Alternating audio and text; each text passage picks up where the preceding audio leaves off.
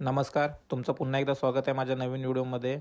तर लाडकी बहीण योजना या योजनेमधून जवळजवळ 26 लाख महिला अपात्र ठरलेल्या आहेत आणि त्या का अपात्र झालेल्या आहेत त्याचं स्पष्टीकरण सरकारने दिलेलं आहे. तर काय माहिती आहे आपण या व्हिडिओमध्ये बघूया. व्हिडिओ शेवटपर्यंत बघा. चॅनलवरती नवीन असेल तर चॅनलला सबस्क्राईब करा आणि व्हिडिओला एक लाईक करा. मुख्यमंत्री माझी लाडकी बहीण योजनेअंतर्गत पात्र ठरलेल्या सर्व अर्जांची ओळख पटवण्यासाठी महिला व बालविकास विभागाने शासनाच्या सर्व विभागांकडून माहिती मागवली होती. यानुसार माहिती व तंत्रज्ञान विभागाने सुमारे 26.34 लाख लाभार्थी अपात्र असताना देखील लाडकी बहीण योजनेचा लाभ घेत असल्याची माहिती सादर केली आहे.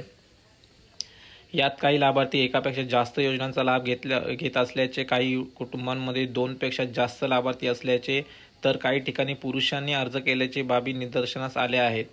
या माहितीच्या आधारे जून 2025 पासून या 26.34 लाख अर्जदारांचा लाभ तात्पुरत्या स्वरूपात स्थगित करण्यात आलेला आहे.